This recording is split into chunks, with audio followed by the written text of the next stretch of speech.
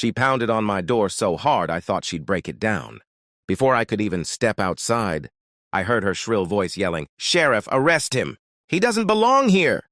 When I pulled the door open, there she was, Karen, standing with 4 men in green shirts that read HOA Police.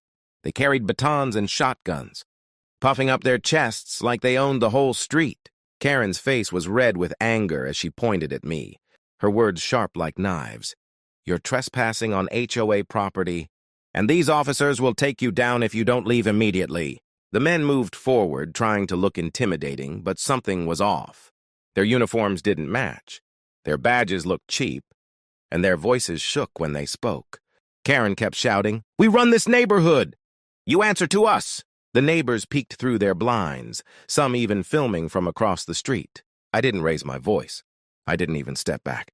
Instead, I folded my arms and let a small smile slip across my face. They didn't know who they were standing in front of. Karen thought she had called her own private army, but she had no idea the man she was screaming at was the real sheriff of this county. "Is that so?" I said slowly, watching their fake badges glint in the sun. "Then maybe you should explain this to the sheriff's department." Karen blinked, confused. One of the men muttered, "Wait, what?" But it was too late.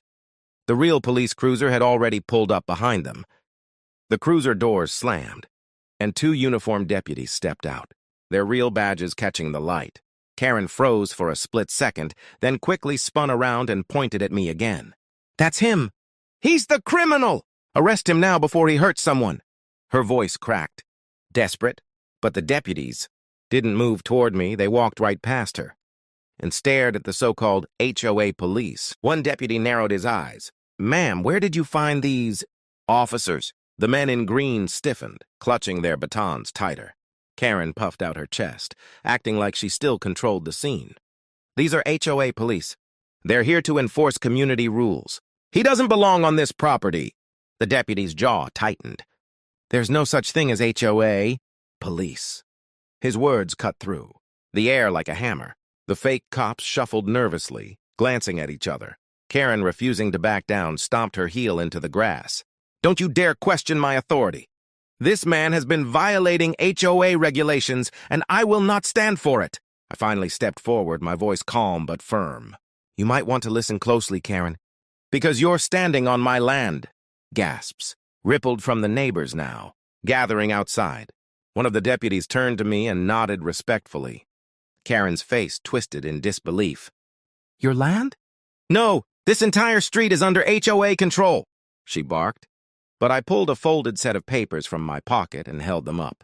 "Funny, because according to the county records, this property isn't part of your HOA at all. And you've just tried to trespass on a sheriff's home with fake officers." The color drained from the fake cops' faces. Karen stuttered, trying to find her words, but all that came out was a shaky, That can't be right." Karen's mouth opened and closed like she was searching for air. But before she could spit out another lie, one of her fake cops stepped forward, his hand shaking as he pointed at me. "He's bluffing. Don't listen to him." But the deputy standing beside him suddenly grabbed his arm, twisting it behind his back with ease. The man yelped, dropping his baton. The other 3 backed up fast, their tough act crumbling in seconds.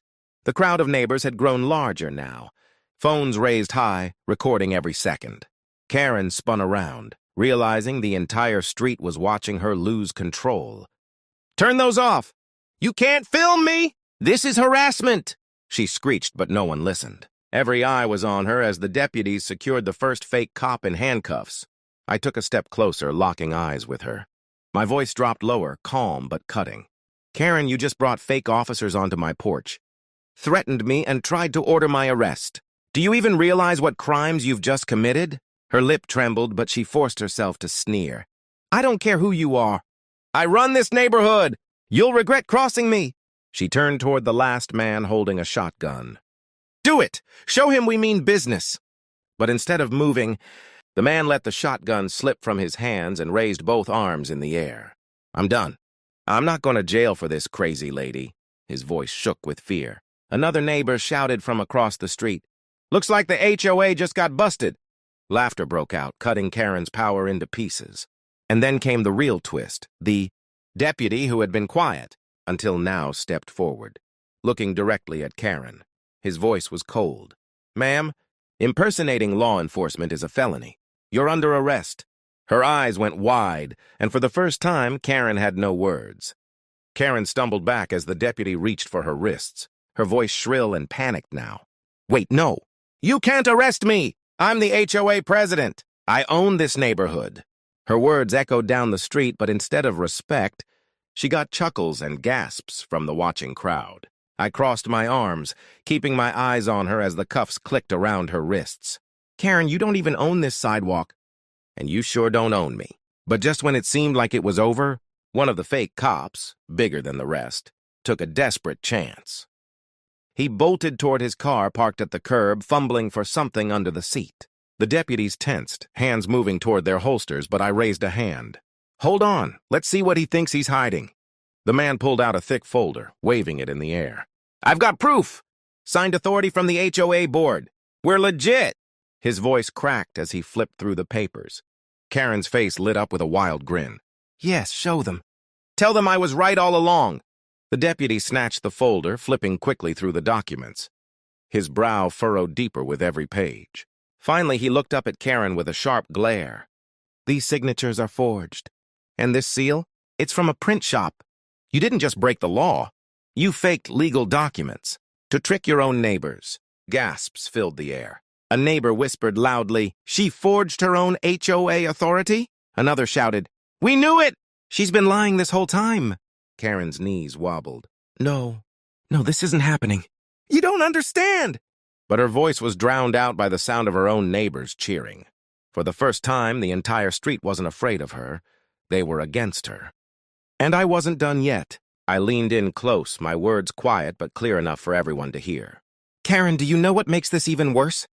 You didn't just lie to your neighbors. You tried to pull this scam on the sheriff of this county." Her face went pale. The deputies tightened their grip on her arms. And I could see it, the realization sinking in that this time, there was no way out. Karen thrashed against the deputies, her voice breaking into high-pitched screams. "This is a mistake. You're all making a mistake. I'll sue every single one of you." But no one was listening anymore. The neighbors had stepped closer, recording from every angle, their murmurs turning into bold laughter. The woman who used to terrify the whole street now looked small, trapped and exposed. One deputy read her rights as he guided her toward the cruiser, but I stayed where I was, calm and steady. My eyes shifted to the remaining fake cops, two of them still standing like statues, afraid to move. "You've got two choices," I told them, my voice cutting through the noise. "Walk away and face charges later, or come clean right now." One of the men dropped to his knees, hands raised. "She paid us. She said it was legal, that she had power over this neighborhood." His words cracked under the weight of guilt. The crowd gasped again, but I wasn't surprised. Karen always did have a way of using people to get what she wanted.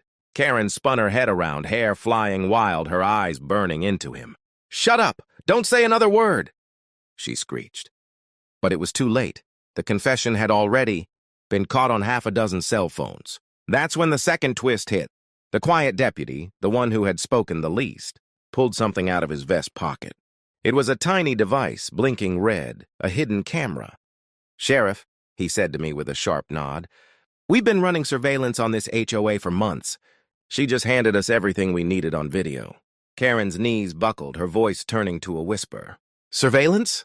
I stepped closer, lowering my voice so only she could hear. "You thought you ran this neighborhood.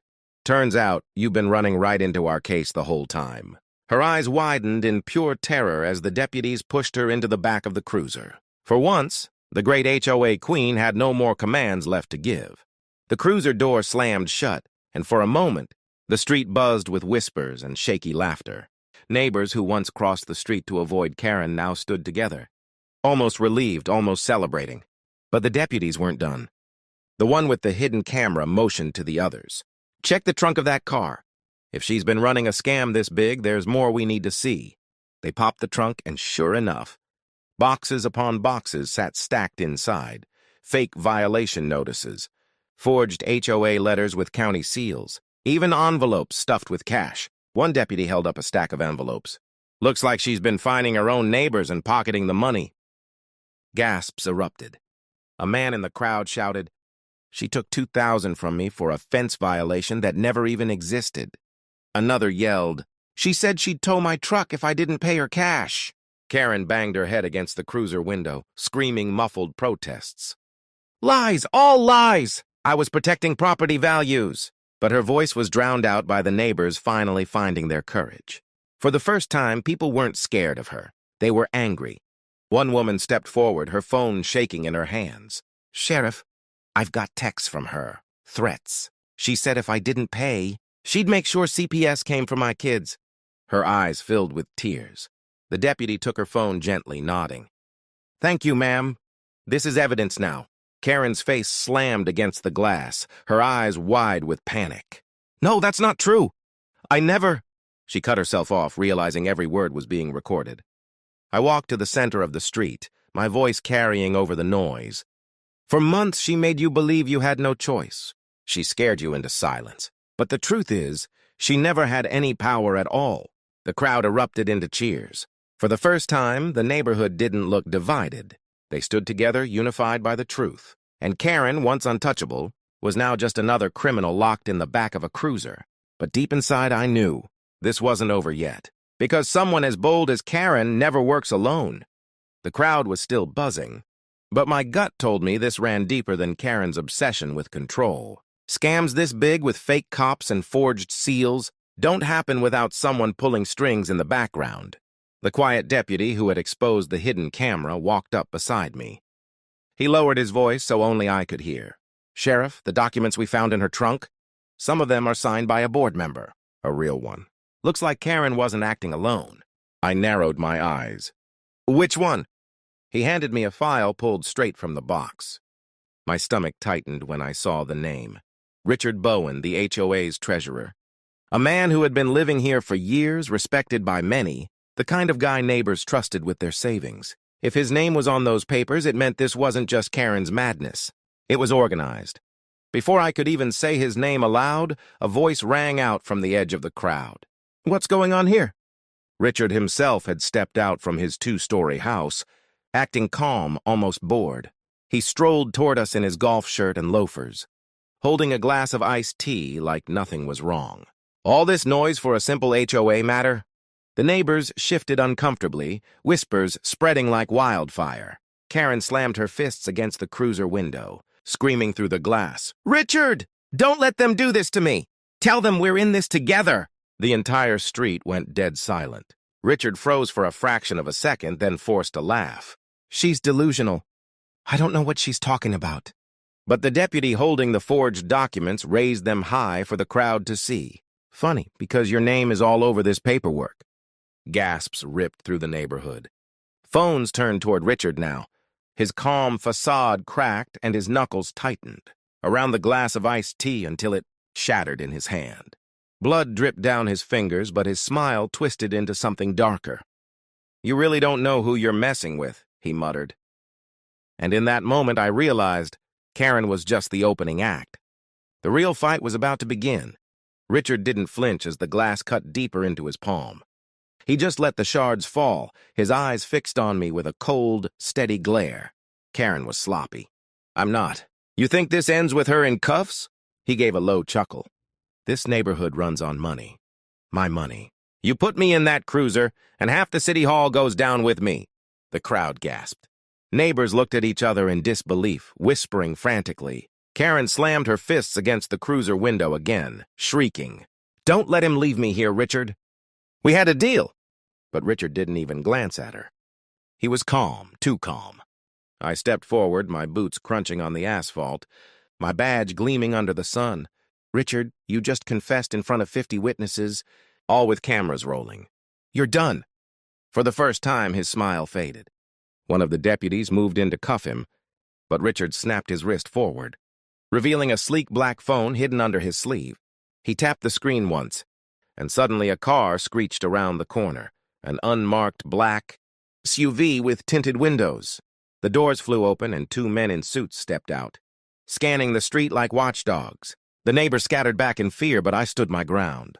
"So this is your backup plan? Bring in more muscle to scare people into silence?" Richard's voice was low, almost a whisper, but everyone heard it. Not silence, control, always control. Before his men could take a step, sirens wailed from the opposite end of the block. More cruisers roared in, lights flashing, surrounding the SUV in seconds. Deputies poured out, weapons drawn, and in the chaos, Richard finally lost the last piece of his calm. His face twisted in fury as the cuffs locked around his wrists. The crowd erupted, cheers, shouts, even tears of relief. A neighbor yelled, "It's over!" Another shouted, "No one owns us anymore!" Phones captured every second as Richard and Karen were shoved into separate cruisers, their empire crumbling right where it began. I turned to the neighbors, raising my voice just enough to carry over the noise. No one, no HOA, no bully, no fraud, has the right to take your land, your money, or your freedom. Not here, not in this country. The cheers grew louder, a mix of pride and raw relief. Families hugged, kids clapped, and for the first time in months, maybe years, this neighborhood felt like it actually belonged to the people who lived here. As the cruisers rolled away, Karen's muffled screams fading into the distance, I let out a slow breath. Justice wasn't always clean, but tonight it was undeniable. And deep down, I knew this would be the story the entire county would be talking about for years. The day the HOA tried to send fake cops to my door and found the real sheriff waiting instead.